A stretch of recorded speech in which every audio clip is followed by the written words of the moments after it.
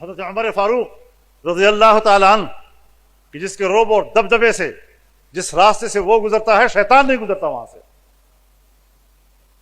اور وہ بڑے اجتماع میں صحابہ کرام سے خود فرماتے ہیں کہ اگر عمر کجروی اختیار کر لے تو تم کیا کرو گے؟ اب کون ان کے سامنے کھڑا ہو کہ ہم کیا کریں؟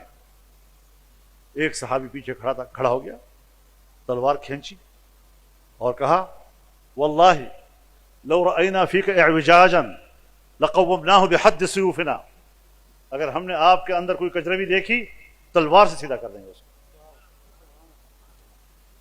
اب لوگ سوچ رہے تھے کہ پتہ نہیں عمر کیا رد عمل دے گا، اتنی بڑی بات اس نے کہہ دی.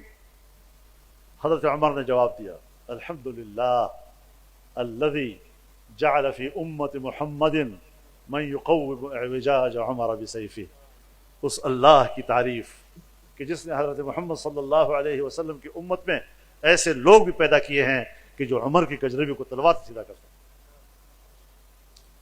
حضرت ابوبکر صدیق رضی اللہ تعالیٰ عنہ خلیفہ بننے کے بعد فرماتے ہیں کہ میں تم میں سے کوئی بہتر آدمی نہیں ہوں، تم سے کوئی بڑا آدمی نہیں ہوں، لیکن مجھے خلیفہ بنایا گیا ہے.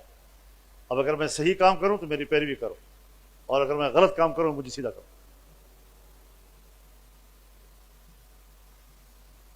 ہمارے حکمران ان سے بھی بہت مقدس آ گئے. 1400 سال کے بعد یہ عام ہم پر منکشف ہوا کہ ہمارے ملک کا حکمران اور طاقتور وہ مستثنیٰ ہوگا.